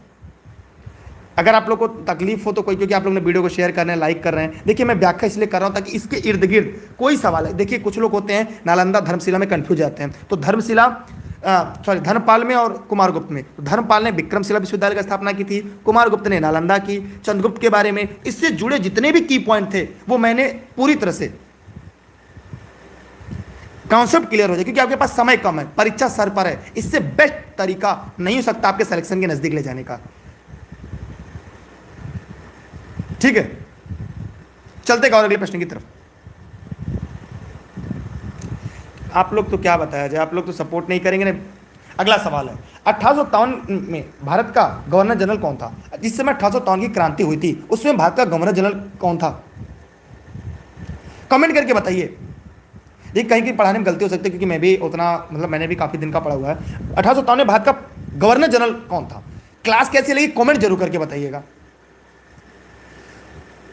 कितने लोगों को शेयर किया आपने, ये भी कमेंट कर बताइए जरा। तो 1857 में भारत का प्रथम गवर्नर जनरल कौन था? याद रखिएगा, इसके बारे में बहुत इंपॉर्टेंट सवाल है, पूछा जाता है यहां से कि देखिए लॉर्ड कैनिंग था। कौन था? Lord Canning. वेलेजली भी इंपॉर्टेंट है, डलहौजी, मिंटो और वेलेजली, इनके बारे में मैंने एक वीडियो बना के डाली है। आप लोग बताइए 1857 में भारत का गवर्नर जनरल कौन था? यहां पर आप लोगों ने देखा कि 1856 से 62 तक था, ये 1856 से 62 थे। भारत में कंपनी द्वारा नियुक्त अंतिम गवर्नर जनरल थे, अंतिम गवर्नर जनरल लॉर्ड कैनिंग थे और प्रथम वायसराय थे। याद रखिएगा, ये अंतिम गवर्नर जनरल थे। अंतिम, ध्यान रहे, ये अंतिम, परीक्षा में प्रश्न आते हैं, गलत मत करिएगा। ये अंतिम गवर्नर जनरल थे, अंतिम गवर्नर जनरल थे, प्रथम वायसराय थे। वायसराय, भारत का पहला वायसराय कौन था? Lord Canning. अंतिम गवर्नर जनरल कौन था? Lord Canning. इन्हीं के समय 1857 का क्रांति होता है, विद्रोह होता है। लॉर्ड कैनिंग ने ब्रिटिश अर्थशास्त्री विल्सन को भारत बुलाया, 500 से अधिक आय पर आयकर लगा दिया। न्यायिक सुधारों के अंतर्गत कैनिंग ने इंडियन हाईकोर्ट एक्ट 1861 द्वारा मुंबई, कोलकाता, मद्रास में एक एक उच्च न्यायालय की स्थापना की। कब एक एक उच्च न्यायालय इसने बनवाए थे? कोलकाता, मुंबई और मद्रास विश्वविद्यालय की स्थापना लंदन के विश्वविद्यालय के तर्ज पर 1857 में हुई। 1861 का भारत परिषद अधिनियम कैनिंग के समय स्वीकृत हुआ। पुनर्विवाह एक्ट 1856 इन्हीं के समय लागू हुआ। भारतीय दंड संहिता जिसे आईपीसी कहते हैं 1861 इन्हीं के समय स्थापित की गई, जो आज तक चल रही है। भारतीय दंड संहिता मोस्ट इंपॉर्टेंट। अगला सवाल आपके सामने है, आप लोग ध्यान से वीडियो को देखिएगा। थैंक यू सभी का, जितने लोगों ने वीडियो को शेयर और लाइक किया है। 2.5 दिन का झोपड़ा क्या है? सभी लोग फटाफट कमेंट करिएगा। मैं इसके बारे में काफी इंपॉर्टेंट चीजें बताऊंगा और शायद आपकी थियरी तैयार हो जाएगी। सभी लोग को मैं लास्ट में आपके सवाल लूंगा, पहले आप लोग केवल पढ़ लीजिए। सभी लोग फटाफट वीडियो को पूछिए, 2.5 दिन का झोपड़ा क्या है? देखिए, लाख बख्श के नाम से कुतुबुद्दीन ऐबक भारत का पहला मुस्लिम शासक बना। उसने कुतुब मीनार का निर्माण करवाया। अजमेर में 2.5 दिन का झोपड़ा के नाम से एक मस्जिद का निर्माण करवाया। 2.5 दिन के झोपड़ा के नाम से एक मस्जिद का निर्माण अलाउ कुतुबुद्दीन ऐबक ने की। कुतुबुद्दीन ऐबक ने भारत की प्रथम मस्जिद दिल्ली में कुव्वत उल इस्लाम बनवाई। क्या बनवाई? लिखना चाहिए, प्रथम मस्जिद, भारत की पहली मस्जिद। भारत की पहली मस्जिद कौन बनी? कुव्वत उल इस्लाम। मैं इससे जुड़ी परीक्षा में कोई भी सवाल आए तो गलत ना हो, बस मेरा एक ही उद्देश्य है, कुव्वत उल इस्लाम। भारत में पहली बार कहाँ बना था? दिल्ली में। पहली मस्जिद किसने बनाई? कुतुबुद्दीन ऐबक ने। 1200 में अजमेर में निर्मित यह पहले एक मठ संस्कृत विद्यालय था। यह पहले क्या था? एक संस्कृत विद्यालय था। 1100 में इसकी दीवार पर चौहान शासक बिग्रराज चतुर द्वारा रचित संस्कृत नाटक हरिकेली का अंश मिलता है। आगे चलते हैं। सल्तनत काल में कुछ महत्वपूर्ण कार्य हुए थे। अगर आप कहें तो मैं लिखवा दूं, कॉपी कलम लेकर बैठे हैं, मैं कुछ चीज लिखवा दूं। जैसे देखिए, 2.5 दिन का झोपड़ा कुतुबुद्दीन ऐबक ने बनवाया था। कुव्वत उल इस्लाम मस्जिद कुतुबुद्दीन ऐबक। कुतुब मीनार किसने बनवाया था? कुतुब मीनार कुतुबुद्दीन ऐबक। अलाई दरवाजा अलाउद्दीन खिलजी। हजार सीडन अलाउद्दीन खिलजी। हौज ए अलाई अलाउद्दीन खिलजी। सीरी का किला अलाउद्दीन खिलजी। ऊखा मस्जिद मुबारक शाह खिलजी। तुगलकाबाद का किला गयासुद्दीन तुगलक। अलियाबाद का किला मोहम्मद बिन तुगलक। कोटला का फिरोज शाह तुगलक। ये इंपॉर्टेंट है, जो परीक्षा में पूछा जाता है बार बार, पढ़ लीजिए खूब। देखिए, मुझे जितना याद है उतना बता दिया, अब इतना नहीं है कि। अगला, बंग भंग के बाद कौन सा आंदोलन शुरू हुआ? सभी लोग फटाफट कमेंट करें, जितने लोग वीडियो को देख रहे हैं फटाफट कमेंट करें, जवाब दें, फटाफट कमेंट करें। बंग भंग के बाद कौन सा आंदोलन हुआ?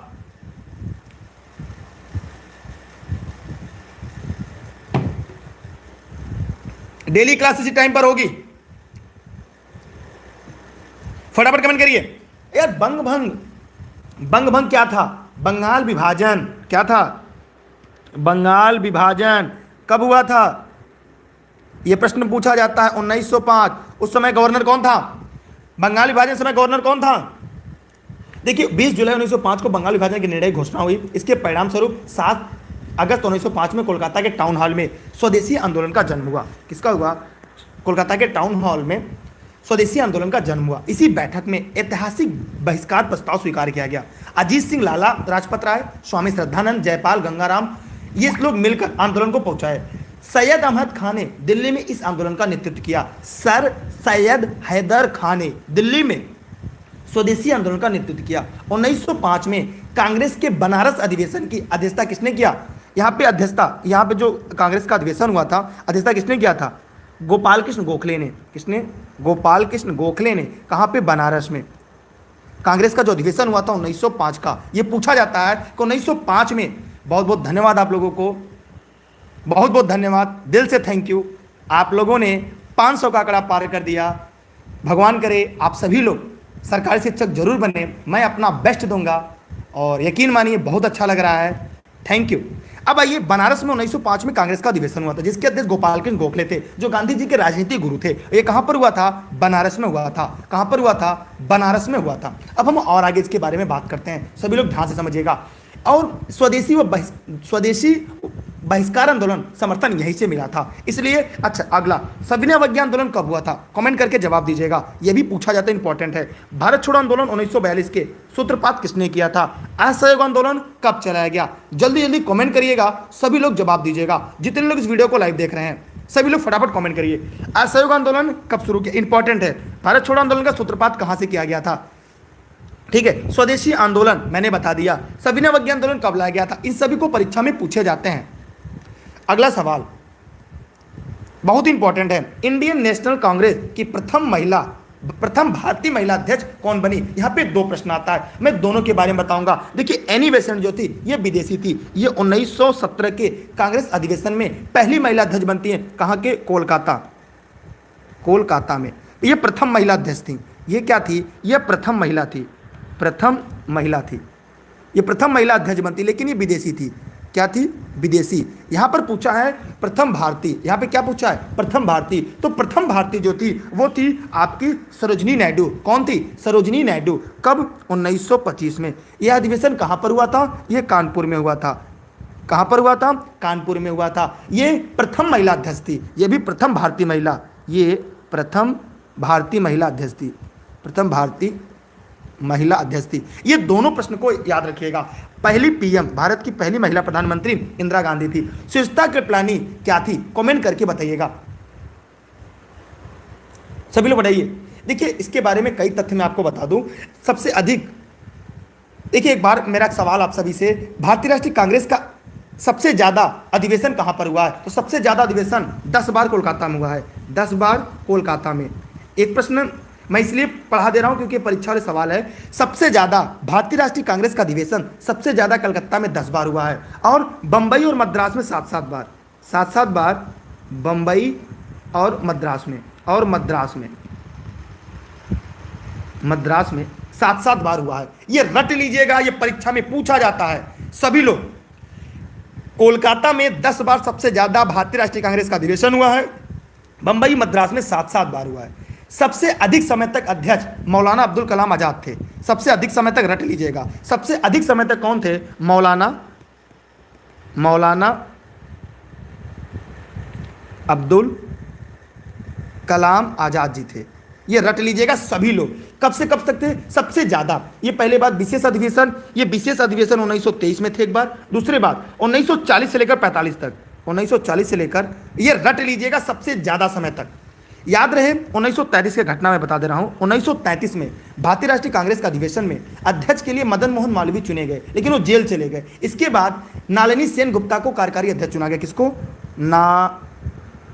नलिनी सेन गुप्ता को अध्यक्ष चुना गया। किसके नाते? मदन मोहन मालवीय अध्यक्ष चुने जाते हैं, लेकिन वो कहां चले जाते हैं? जेल चले जाते हैं। उनकी जगह इनको चुना जाता है। अब बताइए, भारतीय राष्ट्रीय कांग्रेस का प्रथम अध्यक्ष कौन था? भारतीय राष्ट्रीय कांग्रेस का पहला अधिवेशन कहां हुआ था? इसके प्रमुख स्थापक कौन थे? यहां से इससे ज्यादा प्रश्न आपका नहीं आएगा, जो था मैंने बता दिया। ठीक है। सुभाष चंद्र बोस से विवाद कहां पर हुआ था? अब हम चलते एक और अगले प्रश्न की तरफ। आप लोग वीडियो को शेयर कर दें। आप लोग को समझ में आ गया भारतीय राष्ट्रीय कांग्रेस से? आप सभी का थैंक यू। स्क्रीनशॉट कर लें सभी लोग। अगला सवाल आपके सामने बड़ा सरल है। अगला सवाल आपके सामने है, राज्यसभा का सदस्य बनने के लिए न्यूनतम आयु क्या होगी? ध्यान रहे 35 वर्ष, यहां पे ध्यान से मैं लिख दे रहा हूं। राष्ट्रपति बनने की, उपराष्ट्रपति बनने की, राज्यपाल बनने की न्यूनतम आयु सीमा 35 वर्ष है। 30 वर्ष क्या है? ये राज्यसभा, विधान परिषद, इनके सदस्य बनने की न्यूनतम आयु सीमा 30 वर्ष है। 25 वर्ष क्या है? लोकसभा, विधानसभा। इसलिए इस प्रश्न का जो सही विकल्प होगा वो बी होगा। क्या होगा? बी इस प्रश्न का सही जवाब होगा। एक सवाल मेरा आपसे है, सभी लोग ध्यान से बताइएगा कि राष्ट्रपति बनने की अधिकतम उम्र सीमा क्या है? राष्ट्रपति बनने की अधिकतम उम्र सीमा क्या है? सभी लोग फटाफट कमेंट करके बताएं, राष्ट्रपति बनने की अधिकतम उम्र सीमा क्या है? या ये भी पूछ ले कि प्रधानमंत्री बनने की अधिकतम उम्र सीमा क्या है? प्रधानमंत्री बनने की न्यूनतम, देखिए पीएम और सीएम, याद रहे पीएम और सीएम बनने की भी न्यूनतम उम्र सीमा 25 वर्ष है। पीएम और सीएम बनने की न्यूनतम, तो देखिए कोई लिमिट नहीं है। जी है, राष्ट्रपति बनने की अधिकतम उम्र सीमा की कोई लिमिट नहीं है। 55 साल के हो, 75 साल के हो, 200 साल के हो, 500 साल के हो, 550 साल के हो, वह भी राष्ट्रपति के चुनाव लड़ सकते हैं। जी हाँ, कभी भी न्यूनतम है 35 वर्ष। अगला, कौन से भारत का राष्ट्रपति नहीं था? अगला प्रश्न 32, जब भी लोग कमेंट करिए, कौन भारत का राष्ट्रपति इनमें से नहीं था? फटाफट कमेंट करिए।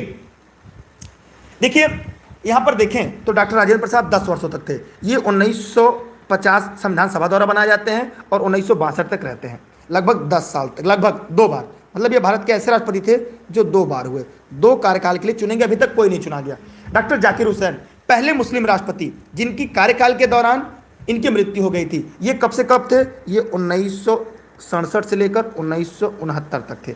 डेट मुझे याद नहीं है। फखरुद्दीन अली अहमद के समय भारत में आपातकाल लगा था। ये 1974 से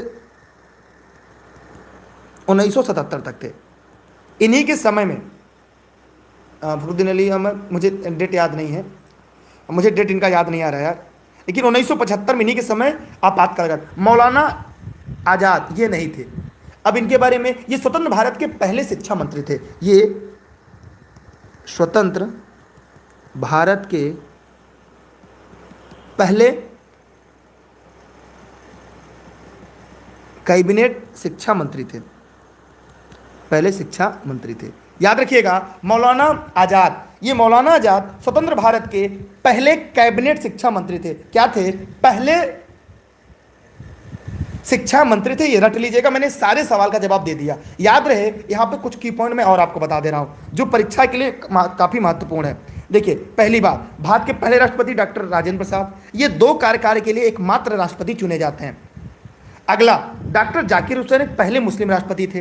कार्यकाल के दौरान मृत होने वाले, मरने वाले भारत के पहले राष्ट्रपति डॉक्टर जाकिर हुसैन थे। इनके बाद बीबी गिरी उपराष्ट्रपति कार्यवाहक राष्ट्रपति बनाए जाते हैं, उन्होंने अपने पद से त्यागपत्र दे दिया गया। इसी के बाद भारत के पहले कार्यवाहक chief justice of India M Hidayatullah Bharat के पहले कार्यवाहक राष्ट्रपति बनाए जाते हैं। डॉक्टर जाकिर हुसैन की मृत्यु के बाद पहले कार्यवाहक राष्ट्रपति एम हिदायतुल्लाह भारतीय संविधान के ऐतिहासिक तथ्य है जो पहली बार कोई भी चीफ जस्टिस ऑफ इंडिया माने भारत के मुख्य न्यायाधीश को कार्यवाहक राष्ट्रपति बनाया गया हो तो डॉक्टर जाकिर हुसैन के समय हुआ था। यह प्रश्न याद रखिएगा,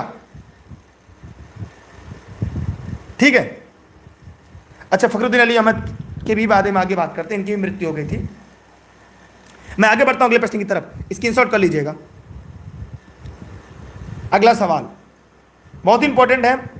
सभी लोग देखिए, आप लोग ऑनलाइन क्लास नोट संबंधित कोई जानकारी इस नंबर पर व्हाट्सएप करके जानकारी ले सकते हैं।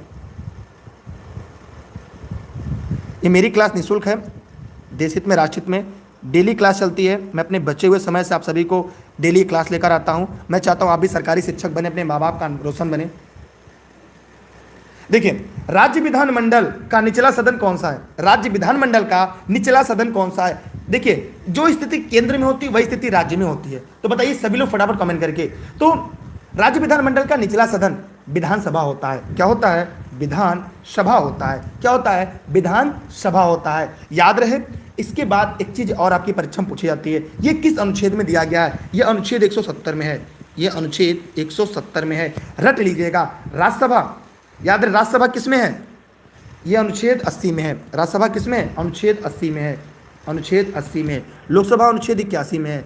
लोकसभा अनुच्छेद 81 में। विधान परिषद किस अनुच्छेद में? आपसे मेरा सवाल है, विधान परिषद किस अनुच्छेद के अंतर्गत आता है? कमेंट करके जवाब दीजिएगा। मेरे प्यारे शिक्षक साथियों, इस देश के निर्माताओं, अब की बार एक सीट हमार विधान परिषद का सृजन का किस में दिया गया है, किस अनुच्छेद में दिया गया है? कमेंट करके बताइए। सब मैं ही बताऊंगा तो आप क्या बताएंगे? कमेंट करिए मेरे प्यारे साथियों।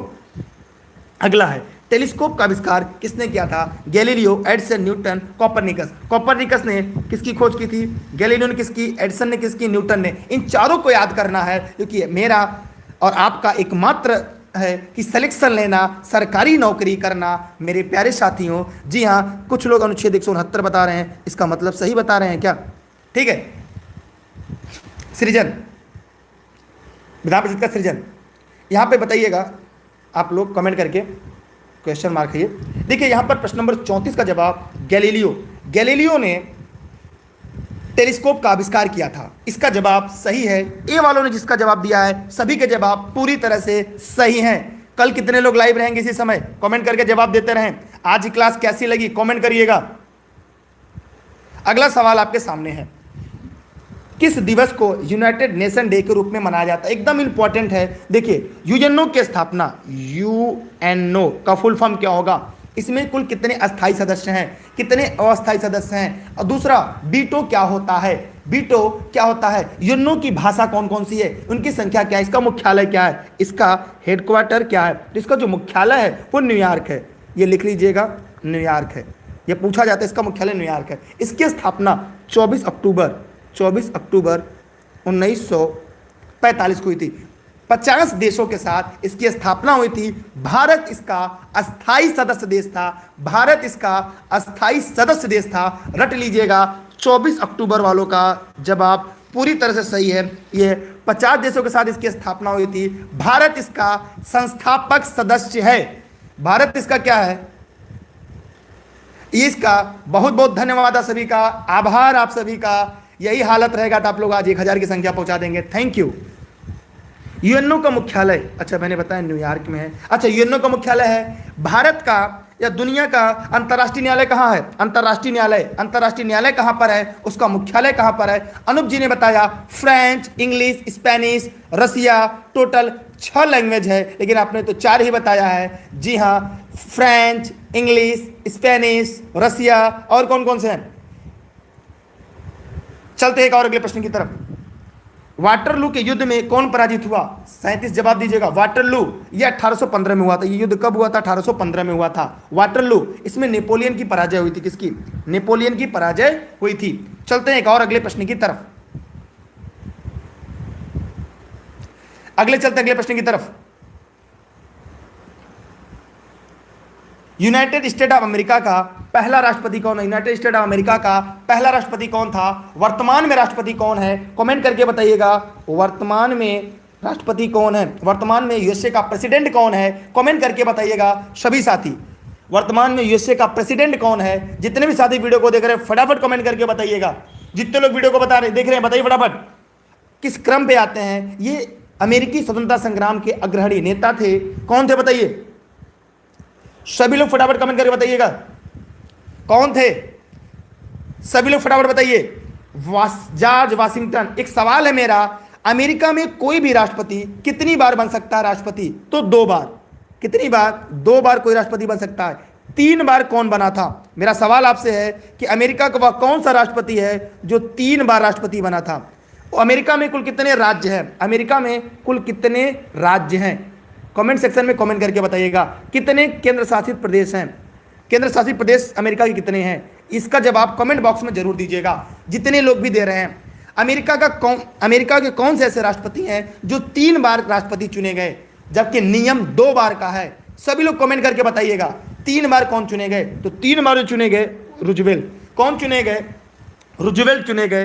कारण कमेंट करके बताइएगा। इन्हीं के बाद से नियम बन गया कि अमेरिका का कोई भी राष्ट्रपति 2 बार से ज्यादा नहीं बन सकता। इनका जो कार्यकाल होता है, कार्यकाल 4 वर्ष का होता है। भारत में 5 वर्ष, यहाँ पे 4 वर्ष का होता है। तो रूजवेल्ट एक ऐसे व्यक्ति थे जो क्या हुआ था? 3 बार चुने गए हैं। रट लीजिएगा। और वर्तमान में राष्ट्रपति किस क्रम में आते हैं? चलिए आगे चलते हैं अगले प्रश्न की तरफ। भारतीय राष्ट्रीय कांग्रेस की स्थापना किसने किया था? आज हमने पूरी तरह से भारतीय राष्ट्रीय कांग्रेस को पढ़ाया था और मैंने वहां पे पूछा था इसका स्थापना किसने किया था। सभी लोग बताइएगा। जी हाँ, इसके पहले अध्यक्ष कौन थे? सभी लोग फटाफट कमेंट करिए। जी हाँ, अब की बार एक सीट हमार। सभी लोग टेलीग्राम पर जुड़ जाएंगे। करंट की जो पीडीएफ की नोट्स है वो आप लोग को टेलीग्राम पर मिल जाएगी। दुर्गेश सर सर्च करिएगा, डिस्क्रिप्शन में लिंक है, वहां पे सर्च करके आप लोग जुड़िएगा। Facebook page, Instagram, Twitter, e learning with Durgesh. AO Hume आप लोगों ने एकदम सही बताया। भारतीय राष्ट्रीय कांग्रेस का स्थापना एओ ह्यूम ने किया था। कब? 1885 में इसकी स्थापना की गई थी। इसका पहला नाम भारतीय राष्ट्रीय संघ था। इसके पहले इसका नाम क्या था? भारतीय राष्ट्रीय संघ था। दादा भाई नौरोजी के सुझाव पर इसका नाम क्या रखा गया? इसका नाम भारतीय राष्ट्रीय कांग्रेस रखा गया। इसके पहले अध्यक्ष कौन थे? इसके पहले अध्यक्ष व्योमेश चंद्र बनर्जी थे। इसके पहले अध्यक्ष कौन थे? व्योमेश, लिख लीजिएगा, व्योमेश चंद्र बनर्जी इसके पहले अध्यक्ष थे। और इसका पहला अधिवेशन कब हुआ था? इसका पहला अधिवेशन 28 दिसंबर 1885 को हुआ था। कहां पे हुआ था? बंबई में। कहां पे हुआ था? रट लीजिएगा, सिलेक्शन वाले सवाल हैं। बंबई में हुआ था। गोकुलदास तेजपाल संस्कृत विद्यालय में। गोकुलदास चंद्रपाल, याद रखिएगा, क्या था यार, गोकुलदास तेजपाल संस्कृत विद्यालय में आयोजित किया गया था 28 दिसंबर 1885 के, जिसके पहले अध्यक्ष व्योमेश चंद्र बनर्जी और स्थापक एओ ह्यूम थे। इसका पहले का नाम भी मैंने बता दिया। ठीक है, आगे चलते हैं अगले प्रश्न की तरफ। किस भारतीय प्रधानमंत्री का जन्म 19 नवंबर 1917 को हुआ था? आइए इसके बारे में बता दें। इसलिए इंपॉर्टेंट है कि मैं सभी के बारे में बता दे रहा हूं कि भारत की पहली महिला प्रधानमंत्री इंदिरा गांधी जी थी और इन्हीं का जन्म 19 नवंबर 1917 को हुआ था। यह भारत की पहली महिला थी प्रधानमंत्री। और इनकी जो मृत्यु कब हुआ था? 21 अक्टूबर को हुआ था। 31 अक्टूबर 1984 को इनकी मृत्यु हुई थी। ये याद रखिएगा, 31 अक्टूबर 1984 इनकी क्या हो गई थी? मृत्यु हो गई थी। ये भारत की पहली महिला प्रधानमंत्री थी। और सबसे बुजुर्ग प्रधानमंत्री कौन थे? अब देखिए, मोरारजी देसाई का बर्थडे 29 फरवरी को है। 29 फरवरी को है। भारत के एकमात्र ऐसे प्रधानमंत्री हैं जिनका बर्थडे 4 साल पे आता है, मोरारजी देसाई। ये पहले पहले गैर कांग्रेसी प्रधानमंत्री थे, लेकिन कांग्रेस के थे, लेकिन पहले गैर कांग्रेसी प्रधानमंत्री बने थे जनता दल के द्वारा, मोरारजी देसाई। चौधरी चरण सिंह के बारे में बताइए, राजीव गांधी के बारे में बताइए, सबसे कम उम्र के प्रधानमंत्री कौन थे? ये सारे सवाल आपके परीक्षा में आएंगे, क्योंकि मेरा उद्देश्य है कि मेरे पास जितना ज्ञान है मैं उसको बताएं। ठीक है, आप इसके स्क्रीनशॉट कर लें जितने लोग वीडियो को देख रहे हैं। 4 साल में एक बार किसका बर्थडे आता था? मोरारजी देसाई का। और सबसे बुजुर्ग प्रधानमंत्री भी यही थे। चलते हैं और अगले प्रश्न की तरफ। अगला प्रश्न आपके सामने, गांधी जी के राजनीतिक गुरु कौन थे? आज के सवाल पढ़ाते समय मैंने इनकी व्याख्या की थी। सभी लोग फटाफट कमेंट करके बताएं। देखिए, सर्वेंट ऑफ इंडिया सोसाइटी के संस्थापक कौन थे? सर्वेंट ऑफ इंडिया सोसाइटी लिख लीजिएगा, ये पूछा जाता है भैया, सिलेक्शन वाले प्रश्न है। Servant of India society, Gopal Krishna Gokhale, ये इनके राजनीतिक गुरु थे। जलियांवाला बाग हत्याकांड के बाद किसने अपनी नाइटहुड की उपाधि को अस्वीकार कर दिया? सभी लोग फटाफट कमेंट करके बताएं। ये जलियांवाला बाग हत्याकांड कब हुआ था? 13 अप्रैल 1919 को। ठीक है, ये डेली क्लास की लिंक आपको टेलीग्राम पर मिलेगी, सभी लोग टेलीग्राम जरूर ज्वाइन कर लेंगे, डिस्क्रिप्शन में लिंक है। और सभी करंट की पीडीएफ आपको मिल जाएगी। डेली क्लास इसी समय होती है, आप लोग डेली टाइम पर राइट टाइम लाइव हो जाइएगा। तो बताइए इस प्रश्न का उत्तर क्या होगा? रविन्द्रनाथ टैगोर जी ने। रविन्द्रनाथ टैगोर, देखिए रविन्द्रनाथ टैगोर के बारे में बताते हैं, ये भारत के पहले ऐसे व्यक्ति थे जिन्हें साहित्य का नोबेल मिला था। क्या मिला था? साहित्य का नोबेल मिला था। साहित्य का नोबेल पहले भारतीय थे। गीतांजलि और उसके बाद राष्ट्रगान इन्होंने भारत का गाया था। और राष्ट्रगान क्यों? 5 पद है। पहला पद गाते हैं जिसमें 13 पंक्तियां होती हैं। राष्ट्रगान में के 5 पद होता है। प्रथम पद गाते हैं जिसमें 13 पंक्तियां होती हैं। गायन का समय 52 सेकंड का होता है। ठीक है, शॉर्टकट में भी राष्ट्रगान को गाया जाता है 20 सेकंड में। शॉर्टकट में भी राष्ट्रगान को गाया जाता है, 20 सेकंड उसका समय है। ठीक है, पानीपत की तीसरी लड़ाई कब और किसके बीच लड़ी गई? सभी लोग फटाफट कमेंट करके बताएं, जितने लोग वीडियो को लाइव देख रहे हैं। अब की बाहर एक सीट हमारा, बांग्लादेश का भी इन्होंने ही लिखा था। यार इससे ज्यादा व्याख्या अगर कोई यूट्यूब चैनल पे हो सकता है तो बताइए, क्योंकि ये सारे सिलेक्टेड प्रश्न जो परीक्षा में पूछे जाते हैं, ऐसे प्रश्न नहीं है जिससे आपका टाइम लॉस हो। फटाफट कमेंट करके बताइए, जितने लोग वीडियो को देख रहे हैं जल्दी जल्दी, जितने लोग वीडियो को लाइव देख रहे हैं फटाफट कमेंट करके बताएं। सभी लोग फटाफट कमेंट करें। पानीपत की तीसरी लड़ाई 1761 में हुई थी। यह लड़ाई अहमद शाह अब्दाली और मराठों के बीच हुई थी। मराठों की पराजय हुई थी। पहली कब हुई थी? दूसरी कब हुई थी? पहली कब हुई थी बताइए, दूसरी कब हुई थी? अब की बार एक सीट हमारा, फटाफट कमेंट करिए। तीसरी हुई थी, मराठों और अफगानी के साथ हुई थी। ये पूछा जाता है। अहमद शाह अब्दाली मराठों के बीच हुई थी। मोहम्मद बिन तुगलक असफल साबित हुआ। इसके बारे में बताऊंगा कि उसने कई योजनाएं थी, लाया लेकिन नहीं था। बताइए फटाफट कमेंट करके। मोहम्मद बिन तुगलक असफल साबित हुआ क्यों? वह पागल था, उसने अपनी राजधानी को स्थानांतरित किया, उसने अपने पिता को मार डाला, वह एक व्यवहारिक राजनेता नहीं था। उसने बताइए, उसने जो मुद्रा परिवर्तन सबसे पहले उसने किया, द्वाब कर वृद्धि हुआ, कई चीज़ें थी। मैं इसको बताऊंगा जब इतिहास पढ़ाऊंगा, मध्यकालीन इतिहास, उससे मैंने पढ़ाया है। एक बार सारे सीरीज को आप लोग देख लीजिएगा। यहाँ पे सुनना होगा, उसने अपनी राजधानी को स्थानांतरित किया। उसने क्या किया? अपनी राजधानी को स्थानांतरित किया। कहाँ से क्या ले गया? दिल्ली से दौलताबाद। कहाँ ले गया? दिल्ली से दौलताबाद। द्वाब कर वृद्धि उसने किया। ठीक है, दिल्ली से दौलताबाद राजधानी परिवर्तन उसने ही किया था सबसे पहले। सुल्तान की उपाधि, मतलब लोग कहते हैं, इतिहासकार इसे कहते हैं पागल बादशाह, इतिहासकार कहते हैं। किस्मत का मारा था, इसके बारे में पढ़ाऊंगा। अगला, इंडिका पुस्तक बहुत इंपॉर्टेंट है। इंडिका पुस्तक किसने लिखा? अमीर खुसरो की पुस्तक का नाम बताइए। इब्न बतूता पुस्तक का नाम? रेहला। मैं लिखवा दे रहा हूं, रेहला। फायान की पुस्तक का नाम? रेहला पूछा जाता है। इंडिका के रचयिता कौन है? फटाफट कमेंट करिए। ये परीक्षा में सवाल पूछे जाते हैं। इंडिका के रचयिता कौन है? फटाफट वीडियो को शेयर करिए। सभी लोग टाइम से लाइव आइएगा। कमेंट करके बताइए, सभी लोग फटाफट कमेंट करिए। सभी लोग फटाफट कमेंट करिए, इंडिका के रचयिता कौन है?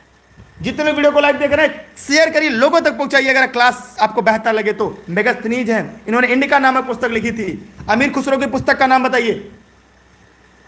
सेल्कुलस का राजदूत, ये चंद्रगुप्त के दरबार में आए थे। अकबरनामा के रचयिता कौन है?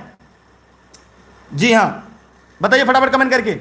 अबुल फजल इब्न बबूता का रेहला। कल्हड़ क्या थी?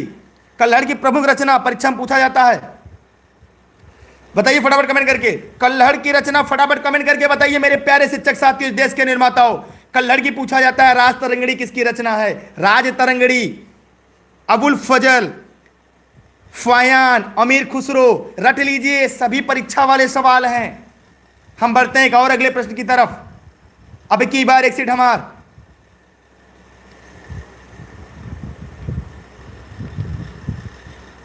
अगला सवाल आपके सामने, कौन सा पहाड़ी दर्रा हिमाचल प्रदेश को लद्दाख से जोड़ता है? फटाफट करें। नाथुला, जोजिला, रोहतांग, खैबर। दर्रा का सीरीज मैंने पढ़ाया है, यह भारत का भूगोल का सवाल है। फटाफट कमेंट करिए। नाथुला, जोजिला, रोहतांग, खैबर, कौन सा दर्रा होगा? जी हां, सभी क्लास की टाइमिंग आपको टेलीग्राम पर है, टेलीग्राम जरूर जुड़िएगा। इसके अलावा संस्कृत की क्लास है, हिंदी की क्लास है, एसएसटी की क्लास है, गणित की क्लास है, विज्ञान की क्लास है, उसके अलावा समसामयिकी, करंट अफेयर, विविध, सभी क्लासेज है, लिंक टेलीग्राम पर है। देखिए इस प्रश्न का जो सही उत्तर होगा वो होगा रोहतांग दर्रा। नाथुला दर्रा भी इंपॉर्टेंट है। तो ये रोहतांग दर्रा ये हिमाचल प्रदेश में पीर पंजाल श्रेणी में है। हिमाचल प्रदेश को किससे जोड़ता है? भारत का उत्तरी मैदान किससे आच्छादित है? कौन सी मिट्टी?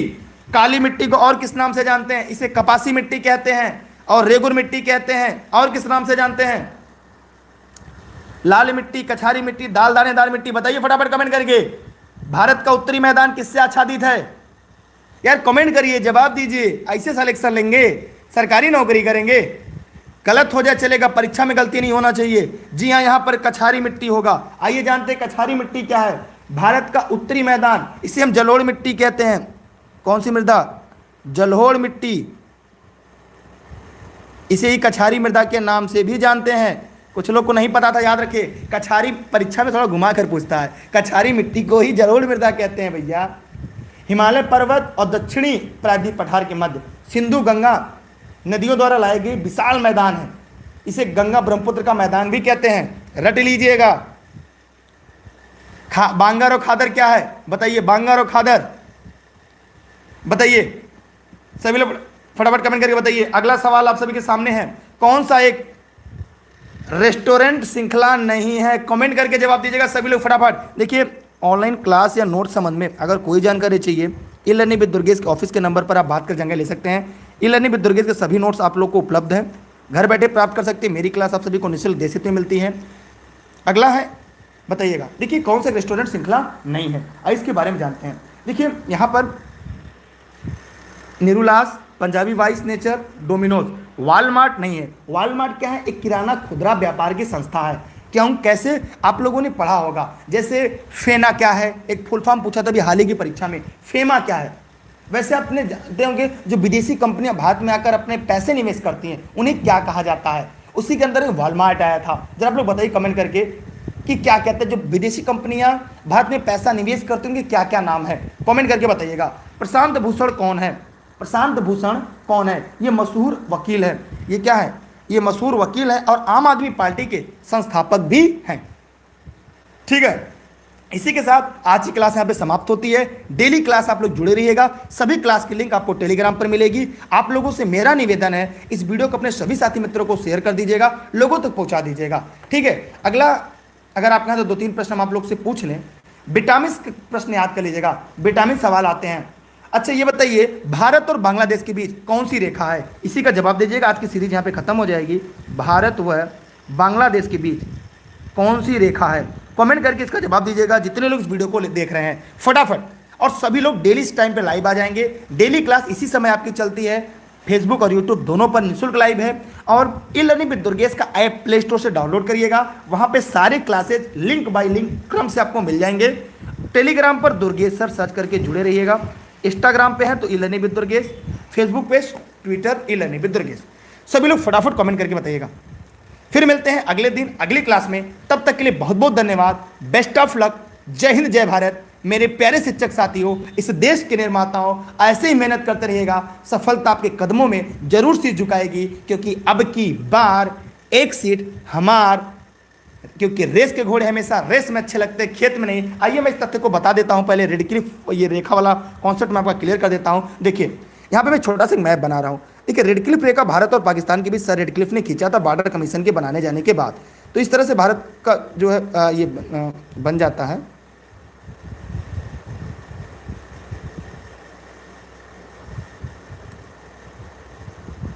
माना ये भारत है, ठीक है। ये 15 अगस्त 1947 को भारत पाकिस्तान का विभाजन हो जाता है। उसके बीच में रेडक्लिफ रेखा खींची जाती है। लेकिन होता क्या है कि बाद में आगे चलकर 1971 में बांग्लादेश आज़ाद होता है। 1971 में बांग्लादेश आज़ाद होता है। ये बांग्लादेश जो था इसको पूर्वी पाकिस्तान कहते हैं। क्या कहते थे? ये पहले पूर्वी पाकिस्तान था, पूर्वी पाकिस्तान था। लेकिन 1971 में जब आज़ाद होकर एक स्वतंत्र देश बन गया, ठीक है, याद रहे, तो ये क्या बन गया? स्वतंत्र एक देश बन गया। और जब ये पूर्वी पाकिस्तान था तो भारत और पाकिस्तान के बीच कौन सी रेखा थी? रेडक्लिफ थी। कौन सी थी? रेडक्लिफ रेखा थी। और यही रेखा भारत और बांग्लादेश के बीच भी हो गई। भारत बांग्लादेश के बीच एक लंबी सीमा रेखा साझा करती, सबसे ज़्यादा कितनी?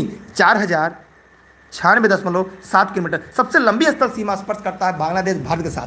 कितने राज्यों को सीमा को स्पर्श करता है? कमेंट करके कमेंट जवाब जरूर दीजिएगा कि भारत बांग्लादेश की सीमा को कितने राज्य स्पर्श करते हैं। और याद रहे, भारत के कुल 17 राज्य है, 17 राज्य है जो 7 देश की सीमाओं को स्पर्श करते हैं। याद रहे, भारत के 17 राज्य हैं जिनकी सीमा 7 देश की सीमाओं को स्पर्श करते हैं। जितने लोगों ने वीडियो को लाइक और शेयर किया है उनको दिल से थैंक यू।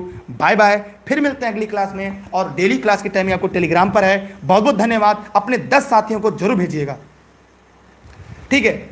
एक है वॉलमार्ट क्या है, कमेंट करके मैंने पूछा वॉलमार्ट क्या है। मैंने एक बात बताया था कि विदेशी कंपनियां दो तरह से, एक अपने जो टेक्नोलॉजी उसको भी लेकर आती हैं, दूसरी जो होती है केवल कंपनी लेकर आती है। वही बताइए कमेंट करके वॉलमार्ट क्या है। मैंने आप लोग को पढ़ाया हुआ है अर्थशास्त्र में, याद करिए। चलो फटाफट कमेंट करके बताइए।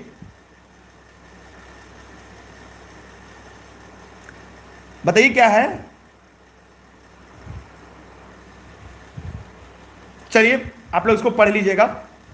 अरे एफडीआई नहीं पढ़े आप लोग? FDI foreign direct investment, FDI इसको कहते हैं, फॉरेन डायरेक्ट इन्वेस्टमेंट। तो ये वॉलमार्ट जो है एफडीआई के थ्रू आया था, फॉरेन डायरेक्ट इन्वेस्टमेंट, ठीक है। बहुत बहुत धन्यवाद आप सभी को। आज के दिवस की ढेर सारी शुभकामनाएं, ठीक है। Thank you. इसे एफडीआई कहते हैं, फॉरेन डायरेक्ट इन्वेस्टमेंट, उसी के तहत आया था।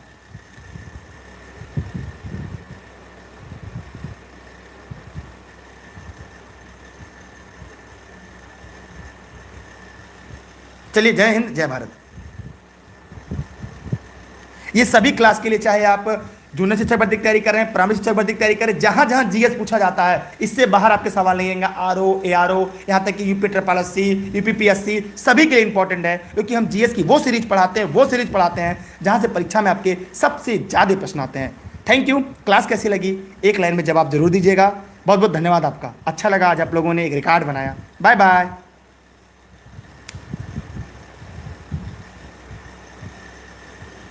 जय हिंद, जय भारत। Thank you.